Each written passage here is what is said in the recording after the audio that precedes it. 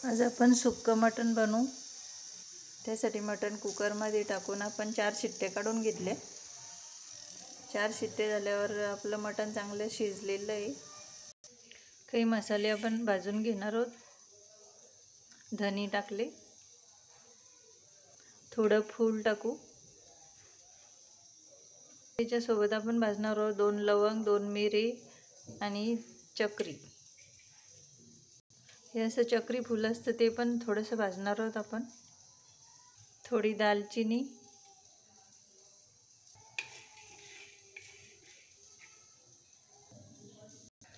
खोबरं पण चांगलं भाजून घेऊ।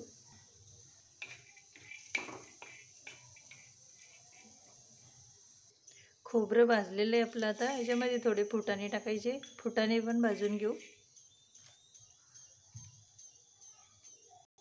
मी फुटाणे टाकले, तुम्ही चण्याची डाळ पण टाकू शकता। फुटाण्याने भाजी खूप छान लागते। आता हे भाजलेलं मिश्रण आपण मिक्सरमधून चांगलं बारीक करून घेऊ। थोडा कांदा पण भाजून घ्यायचा आहे आपल्याला। कांदा भाजला आपला, आता एका ताटात काढून घेऊ कांदा। जे मसाले आपण भाजले होते ते आता आपण मिक्सरमधून चांगले बारीक करून घेतले। आता हे बारीक केलेले मिश्रण, मसाला बारीक केला आपण, ते त्याच्यामध्ये आपण टाकणार आहे अद्रक, लसूण, कांदा आणि कोथिंबीर। हे पण बारीक करून घेणार आहे मिक्सरमधून। याची पेस्ट बनवून घेऊ चांगली। हे असं पूर्ण आपण मसाल्यामध्ये बारीक करणार आहोत सगळं। अद्रक, लसूण, कांदा, कोथिंबीर पूर्ण एकत्र करणार आहोत, मसाला आणि हे मिश्रण। हा असा मसाला तयार झालेला आहे आपला। आता आपण याला फोडणी देऊ। तेल टाकू,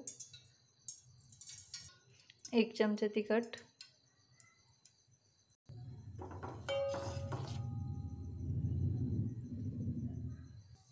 तिखट चांगलं फ्राय झालेलं आहे। त्याच्यामध्ये टाकू मसाले,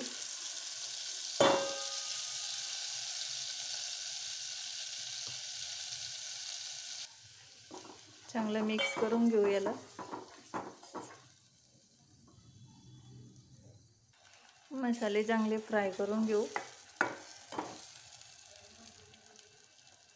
मसाले चांगले फ्राय झाले आपले। आता हे मटण आपण 4 शिट्टे घेतलेले आहे कुकरमध्ये, चांगलं शिजलेलं आहे। आता हे याच्यामध्ये टाकून देऊ।